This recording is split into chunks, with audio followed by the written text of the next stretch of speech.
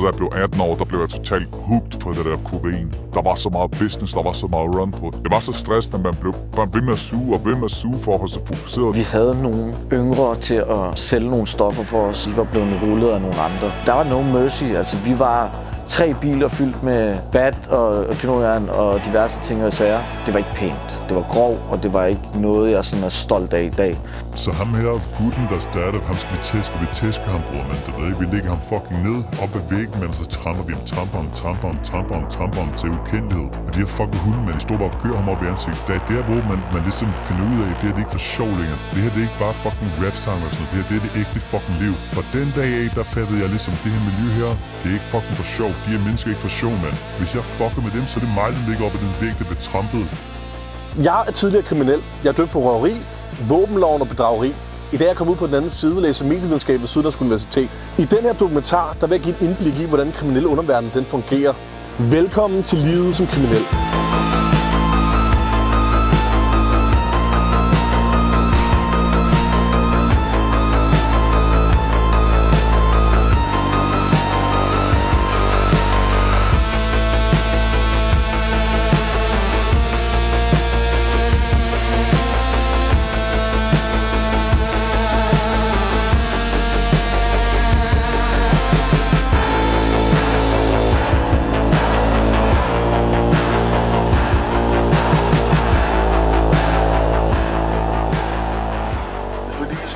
Hvordan var den opvækst? Der var rigtig meget kaos. Der var lige så meget glæde i det, som der var kaos. Jeg fik lidt af begge verdener. Man kan sige, at jeg var under utrolig meget pres. Men samtidig så havde jeg en tryg barndom på en eller anden måde. Meget mærkelig kombination af omsorgssvigt og de tætteste, som ligesom var der for at støtte en. Råbet om hjælp, det følte jeg aldrig nogensinde, det blev hørt. Der var så mange ting, som jeg gjorde, som man burde have lagt mærke til, for ligesom at kunne se, at det her barn har det ikke godt. Han lider, og han råber efter en hånd, der gider at tage fat. Jeg vil beskrive min barndom som god, stabil, spiller fodbold, så bliver jeg mobbet i skolen på grund af nogle følgediagnoser, jeg muligvis er født med, som jeg ikke har tjekket op på endnu. Men det har også gjort, at jeg har fået nogle psykiske udfordringer i en tidlig alder, og ikke har kunne fungere i en folkeskole. Da jeg ligesom begyndte at søge noget andet, det var i en tidlig alder. Det startede allerede meget, meget tidligt. Jeg var omkring en 12 år gammel, da jeg første gang oplevede at blive introduceret for hash og alle de her ting. Den der flugt, som man søgte, var nok ikke helt det, man havde forventet. Da jeg var omkring de der 10-11 år, der begyndte de andre drenge fra klassen og sådan noget, så begyndte at gå ned i skuret, begyndte at stå og ryge tjal og sådan. Ja, så en dag spurgte de, om jeg ville have et forsug af det og sådan noget, men bare afslappet, det var luksus. Og det eskalerede fra en joint til 2 uger efter, en joint, en uge efter, en joint, og så dagligt dem, jo. Og mere, og til sidst så gad jeg jo ikke have, at det hele tiden var mine venner, der skulle komme og købe det, og jeg så skulle betale dem penge og sådan noget. Til sidst så fandt jeg jo mine egne suppliers. Jeg gider ikke deres pis og mellemmanden og alt muligt, at de snød mig for en 20'er og sådan noget. Vi var små børn jo. For 13 år, der knækkede den. Det skete jo selv, så nogle gange. Der begyndte jeg i klasse med en, og hans storebror, han rykkede. Så startede jeg med at købe en plade af ham. Jeg tror, jeg fik en plade af ham til 1900 kroner. Og det synes jeg var dyrt, for jeg havde kun fået lompenge. Så havde jeg en profit på 3 lapper, 3.100 kroner. Selvfølgelig røg jeg også selv lidt, og sådan noget gav til mine venner, fordi jeg havde en dadler den dag. Den dag jeg klodsede. Jeg kom fra nothing til alting lige pludselig, og var det shit. Så havde jeg en rolle, der hed, at jeg var under nogen, der selvfølgelig gav mig nogle varer, som jeg ligesom skulle afsætte. Kokain, det var hash, MDMA, ecstasy, alt hvad du kunne finde, der kunne sælges og laves penge på. Jeg følte mig hævet over andre, jeg følte, at jeg var noget, som andre lagde mærke til. Ja. Den her status, den betød mere end penge, men selvfølgelig var formålet jo at lave nogle penge og sikre fremtiden. Men der var en anden person, som var højere op i kirkegivet, som jeg begyndte at hente fra. Og han blev taget op i lejligheden. Men hans kæreste var der og gemte alle 3 telefoner, hvor der var over 1.700 kontakter i den by, jeg boede i. Telefonnummer skrevet ned. Dem fik jeg lov at overtage, fordi jeg var nyopstartet. Mit business kørte godt, for jeg gav godt. Jeg var der til tiden. Jeg tror, jeg var 14. Der var tingene begyndt at køre sådan okay godt. Og jeg havde fået min klassekammerat med ind i det her shit. Sammen med hans bror. Og hans ven. Og hans ven. Og hans ven. Og så videre og så videre. Jamen, jeg har været omkring en 15-16 år gammel, da vi ligesom begyndte at få fat i nogle yngre og give lidt til dem. Tror du, at det var nemmere for dig at komme ind i miljøet, fordi at du var voldsparat? Når du har haft en opvækst, jeg har haft, så ligger vold helt naturligt til dig, fordi du har lært det fra barns ben, at det er okay. Så i det med, at jeg er voldsparat, så gør det klart nemmere at finde en position i det her liv, hvor du føler dig tilpas. Du skal bare vide, det første og sidste gang, jeg laver det her lort her, mand. Det er kun fordi, jeg reciterer det, du laver. Altså, det er ikke bare sjov ballade. Alle folk, de sidder og hører chili-musik og sådan noget. Tror de alle sammen er gangster, men alle folk er gangster, indtil de skal lave noget, der er gangster. Så det er ikke sjovt længere, mand. Det er ikke fucking griner længere, når du får stukket en pistol i dit fucking hånd, og så gå ud og gøre kæmpe ting. Så det er ikke sjovt længere. Der var et tidspunkt, hvor det var sådan, at der var nogen, der ligesom havde trådt på mig, hvor det var, at jeg tydede til vold med våben første gang. Det sker sådan, at ham her, han ligesom antaster mig. Jeg havde et eller andet behov for at skulle vise mig selv som noget, der var større. Og det her knogjern, jeg altid havde på mig, det blev taget i brug første gang, da jeg følte mig presset op i et krog. Jeg kunne mærke situationen, hvor det bare hen, og så slog jeg ham bare én gang, og det var nok. Og jeg husker tydeligt følelsen af, hvad det satte i mig. Så fik vi udleveret en kniv, en stor flipknife med lås. Den er ulovlig her i Danmark i dag. En 18 cm flipknife, takker for enden af spidsen og huller i kniven. Udelukkende kun for, at hvis jeg skulle stikke en, der prøvede at rulle mig, at blodet kunne cirkulere igennem.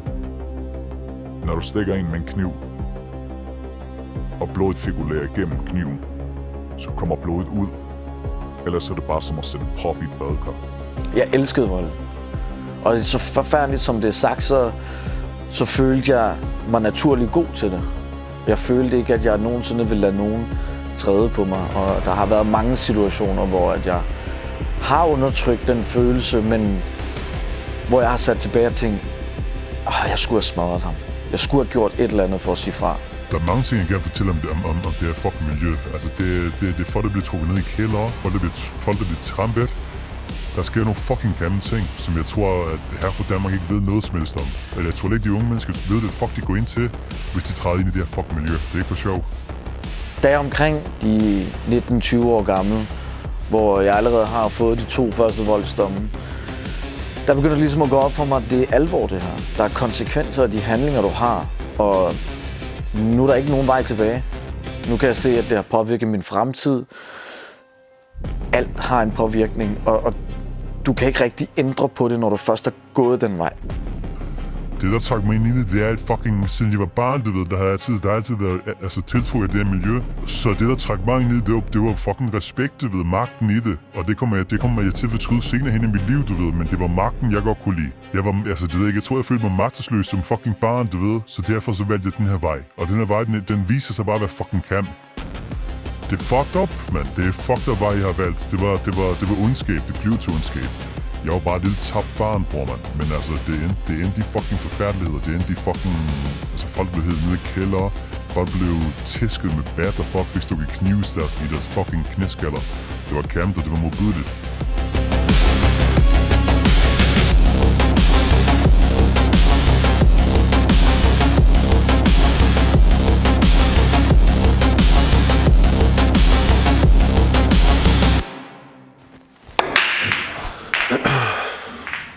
Hvordan går det egentlig med dig, Mikkel? Siden vores sidste møde, der har jeg haft en del problemer. Er det rigtigt? Ja, sådan i forhold til, at du jo aldrig rigtig kommer ud på den anden side perfekt. Nej. Det tager nogle gange, for mig har det taget 27 år at danne mig den identitet, jeg havde før. 100%. Ja. I dag kæmper jeg med at danne mig en ny identitet og finde min plads i et normalt samfund. Og man kan jo sige, hvad er normen? Ja. Også, den er svær at finde nogle gange. Men jeg vil helt sikkert mene, at når man skal finde sin plads, så kræver det, at du har nogle folk omkring dig, der er forstående og støtter dig og giver dig pladsen til at komme i bedring. Der hvor jeg ligesom troede, jeg skulle være normal, du ved, der startede jeg på universitetet, og jeg tænkte, nu skal jeg være den normale gut med skjorter på hele lortet, ikke? Efter det, der røg jeg jo på Sanix igen, ikke? Jeg røg på misbrugscenter. Det er fordi, jeg følte, jeg skulle være normal, du ved, ikke? Kender du godt det der med, at når du lige pludselig er blandt normale mennesker, så tænker man, jeg skal være lige præcis som dem. Det gør jo en sindssygt, for det er vi ikke, bror. Du ved, det er vi jo ikke for helvede. Nej. Problemet er også, at du kan ikke, som jeg siger, det handler om at finde sin plads i samfundet. Ja, tak. Og jeg har haft ekstremt svært ved at skulle forestille mig at sidde og snakke med Lars nede fra biblioteket, eller Søren fra revisorafdelingen. 100%. Fordi, hvad er der egentlig at snakke om? Hvad har vi egentlig til fælles? Vi har jo ikke særlig meget til fælles. Og der kan jeg godt mærke, den der tiltrækning, der er til det miljø, jeg kommer fra, den hiver i mig lige meget, hvad fanden jeg gør. Det vi ligesom connecter på, det er jo altså sindssygt vanvittigt, vi har i os, som der er mange, der ikke kan genkende til. Ja. Og jeg tror også, det er fordi, når vi snakker sammen, så får vi en fælles forståelse for hinanden. Ja. Fordi man kan godt forstå, hvorfor man lige fucked up den ene dag, eller hvorfor der er noget. Ja. Mange mennesker, de forstår sådan, hvad fanden er der med dig? Ikke? Du er hjertet i hovedet. Det er der mange, der tror, jeg er måske også. Ja, det er man måske også. Altså, der er ikke noget at sige til, man har jo været hård ved sig selv. Tror du i forhold til stoffer i dag og sådan noget? Kan klare du den, eller? Nej, altså siden vores sidste interview, da vi lavede podcasten, der har jeg haft en ekstremt svær, jeg vil faktisk kalde det en identitetskrise. Ja. Fordi at jeg var rigtig overbevist om, at jeg skulle ikke røre det igen. Ja. Jeg brugte 2 år, da jeg sad i fængsel på ligesom at komme ud af det, få en ny tankegang til det hele. Det er faktisk at væmmes ved tanken om det. Ja. Men man kan sige, nu er jeg sådan lidt der, hvor jeg har haft mine tilbagefald. Synes du, det er en af de sværeste ting ved at komme fra miljøet, at det her, altså fordi stofferne, de er jo udløst af en grund. Der er en grund til, at man tager dem. Der er noget sted, en usikkerhed i en måske, at man har brug for det, ikke? Ellers er der følelsen, fordi altså, der er mange folk, der også, der er mange folk, der spørger, hvorfor tager man stoffer? Ja. Det føles fantastisk. Det gør det, og det er jo stadig en flugt nogle gange. Ja, bestemt en flugt. Man kan sige, med de ting, man har i bagagen, der kan det nogle gange godt være svært at være i sin egen tilstedeværelse. Det er faktisk det, jeg... Helt vildt svært. Det jeg knokler allermest med. Helt det er at acceptere de ting, jeg har gjort, kigge mig selv i spejlet, og så stadig lære at leve med den samvittighed, jeg står tilbage med.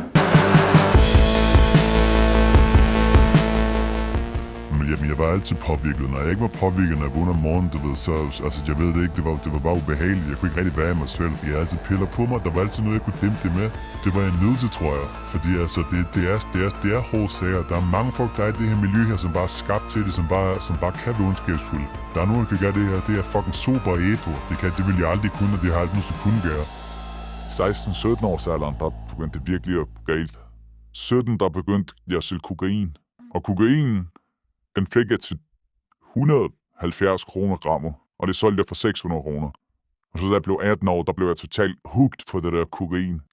Fordi at der var så meget business, der var så meget run på, der var så meget det stress og kaos og krig og business og ting, der skulle fikses og løses og problemer og alt mulige grupperinger og problemer og alt muligt kaos, pis og lort. Det var så stressende, at man blev bare ved med at suge for at holde sig fokuseret til sidst. Så når du intolerance, der siger, at hver gang du suger om dagen kokain, så får du ikke den eufori, du vil have. Den eufori, du fik første gang, den får du aldrig igen. Der er den her episode her, hvor det er, at vi havde nogle yngre til at sælge nogle stoffer for os ude i en lille by, tæt på Horsens. Og det gør man jo, man prøver jo at placere sig så vidt muligt rundt omkring i de små byer også, for at afsætte så meget som muligt.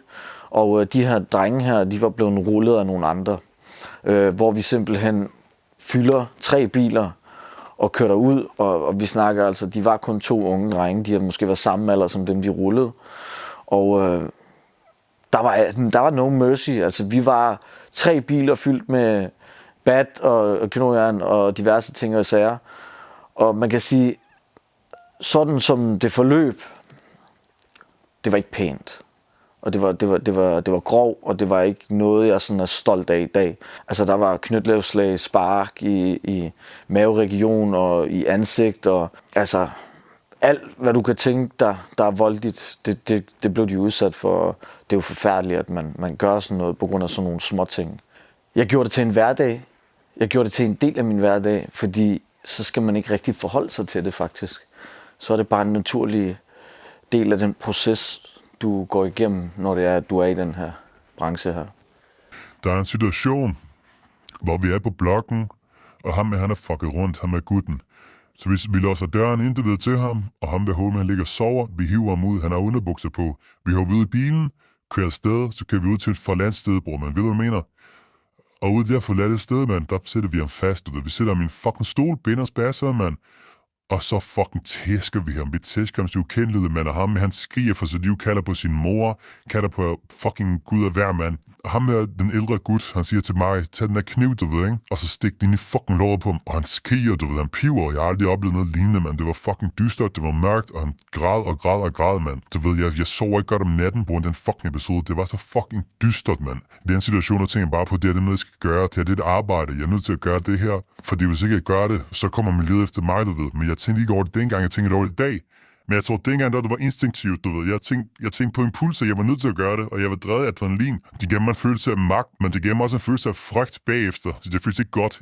Jeg var selv bange, jeg rystede helt vildt. Men jeg gjorde det, for det var noget, der skulle gøres. Jeg tog piller, jeg tog stoffer, jeg dæmpede det bare med fucking drugs og alkohol. Der var en episode, hvor vi kommer ned i en kælder, og vi var 3 unge drenge. Vi ville lige komme ind i miljøet, du ved, ikke?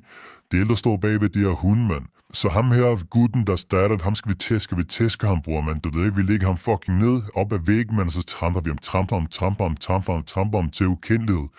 Og de her fucking hunde, mand, de står bare og gør ham op i ansigtet, ikke? Der er der, hvor man ligesom finder ud af, at det er det ikke for sjov længere, det er det ikke bare sjov ballade, mand. Det er det ikke bare fucking rap-sang og sådan noget, det er det ægte fucking liv. Og fra den dag af, der fattede jeg ligesom, det her miljø her, det er ikke fucking for sjov, de her mennesker er ikke for sjov, mand. Hvis jeg fucker med dem, så er det mig, der ligger op ad den væg, der bliver trampet. Men altså, det er, hvad det er. Jeg har selv valgt det her liv her. Altså, jeg har selv valgt at gå ind i det og sådan noget, så jeg kan ikke sidde og pive over det, men selvfølgelig har det været traumatisk, og det har også givet mig traumer i dag. Det er jeg nødt til at leve med, sådan er det bare. Jamen, jeg er dømt for vold adskillige gange, der i min ungdom ligesom var en slagsbror, hvis man kan kalde det sådan. Vi gik i byen nogle gange bare for at slås. Det var det eneste formål, vi havde nogle gange. Så er jeg dømt for våben, fordi det kommer så også, at når man er i det her miljø, så skal du også være forberedt på, at andre mennesker kan have våben. Da du kom ud af fængslet, hvordan var livet egentlig så efter det? Altså lige da du kom ud af fængslet, du tænkte, nu skal jeg have en clean slate. Det var en fantastisk start. Ja. Jeg havde en vanvittig god start. Min mindset var bare restart, køre uden at tænke på de her ting, fokusere på én ting, det er fremad. Ja. Have nogle små, jeg skulle selvfølgelig have et hovedmål, og så skulle jeg have nogle små delmål, der gjorde, at jeg kunne klart. Stille og roligt komme hen til det her mål. Klart. Hvad med din gamle omgangskreds, altså de tidligere folk? Og var det ikke svært at skifte den fuldstændig, eller var det bare dejligt? Nogle af de ting, der jeg faktisk savner, det der med at have de der mennesker, som kender mig dybt. Og det er okay at være fucked up blandt dem? Ja. Men det er faktisk det, jeg savner, det er at have dem, der faktisk kender mig helt ind til knoglerne. Ja. Men stadigvæk, så synes jeg også, det er det er en form for release. Hvad vil du give dig selv af råd, hvis du var en ung knægt nu? Hvis du mødte dig selv nu som 14-årig, hvad fanden vil du gøre? Jeg vil ønske, der var nogen, der kom og taget fat i mig og så sagt, jeg forstår, du har det svært. Ja. Jeg forstår, du har ondt af den her årsag. Eller jeg forstår, du kommer fra noget, der kan være rigtig svært at tale om. Men du bliver nødt til at snakke. Fordi det er faktisk hele hovedessensen i det her.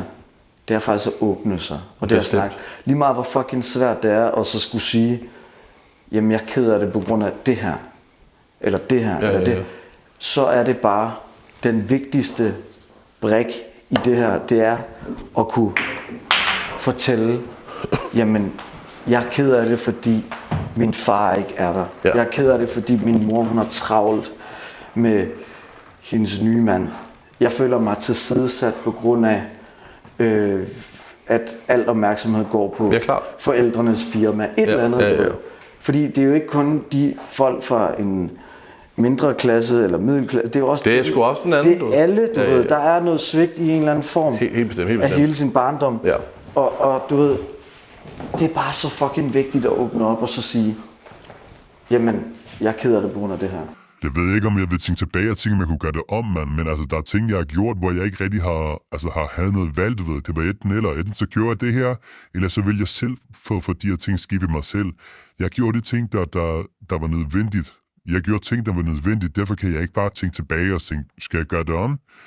Der var ikke noget at gøre det om, mand. Nu har jeg gjort det, og sådan er det. Nu har jeg trådt ind i det her miljø, så er der også bare en konsekvens af det. Hvis du gerne vil være en del af det fucking miljø, så er du også så gøre de ting, der er nødvendige for at fucking gøre. Det påvirker en i, at man konstant har det her alarmberedskab, kroppen går i, når det er sådan, at du hele tiden skal føle, at der er nogen, der holder øje med en, eller at der er nogen, der kan jumpe en, eller at du lige pludselig kan stå i en situation, hvor at du skal være forberedt på nogle ting, der kan ske. Og det giver det sætter sig nogle spor i en. For eksempel i dag lider jeg en lille smule af PTSD. Det er blevet meget bedre med tiden nu, men jeg har stadig den her, at hvis jeg ser nogle visse typer, jeg kan genkende inden for det her miljø, så holder jeg øje med dem. Altså man kan sige, med alle de ting, jeg ligesom har formået at gøre for mig selv i det her liv her, der sidder jeg stadig tilbage med en følelse af, jeg fortryder ikke de her ting, men jeg har lært af det. Og jeg er kommet til et punkt i mit liv nu, hvor det er hver dag, så prøver jeg ligesom at forholde mig til følelsen af, hvad for et menneske jeg var dengang, og den person, jeg ligesom er i dag. Og der er meget kontrast i det, og det er rigtig svært at skelne imellem det her, fordi du skal også finde en balance imellem det liv, du lever nu, og det liv, du levede før. Hvem er du i dag, og hvem var du dengang? Det hele stoppede, da politiet tog mig i armen og fik mig til at sætte mig i min seng og sige, prøv at høre, har du frivilligt lyst til at gå med nu? Og så blive indlagt. Jeg tog så mange Xanax, altså jeg tror, jeg tog 45-50 piller om dagen. Der tog et skridt tilbage, og der pakkede jeg mine ting sammen, og så tog jeg længere op i landet. Har du et godt hoved, så de unge mennesker, der ser med derude? Altså, for til kriminalitet. Hvis du selv sidder inde og synes, det er sejt. Hvis du sidder i kriminalitet, eller er på vej ud i nogle dumme ting, eller du ved, at nogle af dine venner gør det, så er det ikke sejt ikke at sige det. Det er sejt at sige det, fordi så står du ved, hvem du er. Det står ved din ære og din stolthed. Og du booster faktisk dit venners respekt for dig, når de er færdige med at være sure. Og det giver også dem råd og vejledning. Og inderst inde, så kan de også indse det en dag, de står i den problematik. Hvordan har du det egentlig i dag? Altså, hvordan har du det, hvis du siger, hvordan har Mikkel i dag? Jeg bevæger mig hen imod noget, der skal kunne gøre mig lykkelig. Der giver mening, ja. Ja, men nu der er jeg i sådan en god, hvad kan man sige, jeg er i sådan et mellemstadie, hvor at jeg har stadig en masse ups and downs, som jeg knokler med nogle bump. Og på vej derhen ved jeg godt, der kommer til at være tusindvis af bump på det her. Men jeg er også klar over de her, jeg er bevidst omkring det her. Så for mig, så klichéagtigt som det lyder, så fokuserer jeg på, det handler ikke om, hvor mange gange du falder, det handler om, hvor mange gange du rejser dig. Ja. Du bliver stærkere, det gør du. Du vender dig til det, okay, der er en nedtur. Jeg kommer igennem det. Jeg ved, hvad der venter på den anden side. Men jeg er et sted lige nu, hvor jeg knokler for at holde mig på en ren sti. Ja. Og den rene sti, den er... Det er svært. Den er svær. Ja, den er bare svær. Den er bare svær. Det er svært, og det er svært at... Men det kan lade sig gøre, du ved. Det kan lade sig gøre, men det er fucking meget arbejde. Svært, du ved. Men det er også ligesom, man prøver at forklare folk, der, altså når man kommer ud af kriminalitet, de første 2 år er jo vanvittige. Ja. Det er svært, men det føles godt, men det er svært. Jeg tror også, det handler om... Og de næste 10 år, de kommer til at føles godt, men det er svært. Ja. Fordi ligesom du sad jo inden for 1 million i kontanter, ikke? Ja. Det er mange penge, du ved. Ja. Nu skal du ud og arbejde for dem vidt. Ja. Det er svært. Ja. Men som vi også har snakket om, ikke også? Ja. Så kan man sige, at der er rigtig meget i, at det ikke bare at gøre ting, der du skal virkelig tage et skridt, og du skal virkelig arbejde med dig selv. Ja. Du skal virkelig ønske en forandring, og du skal virkelig se dig selv. Jeg kan godt lide at tage mig selv og så sige, jamen 3 år frem, der ser jeg mig selv være her. Have mål, delmål. Ja, med de her mål, Bestemt. som jeg kan arbejde med. Så man rykker lidt Ja. og får en masse succeshistorier på vejen. Ja. Hvis du skulle, altså nogle unge mennesker, der ser den dokumentar her, der måske er på vej ud af kriminalitet, eller på exit et eller andet, hvad vil du give dem af råd? Hvordan kommer man ud af kriminalitet på den bedst mulige måde? Ja, det er det bedste spørgsmål, man kan stille. Og svært. Og svært at svare på, for der er ikke noget rigtigt svar, men jeg vil helt klart bare sige, flyt dig. Flyt dig fra det her miljø. Præcis. Som jeg har gjort, det er, altså jeg har flyttet mig. Jeg har bare flyttet mig, og det har hjulpet mig. Og så skal man finde ud af, hvilke ting, der egentlig har den bedste måde, og den bedste altså ligesom den bedste måde at påvirke dig på. Bestemt. Til at du bliver glad i din hverdag. Det kan være små ting. Små ting, ja. Men det er egentlig, bror, mand. Ved du hvad? Tak for det, mand. Du ved, jeg elsker dig, mand. Og tak for det, mand. Det var sgu fedt. Fantastisk. Altid og tak for spillet. Jeg vandt det mindste i det her spil. Ja, men du ved. Selvom jeg får røde bjælet, så er jeg ikke så god alligevel.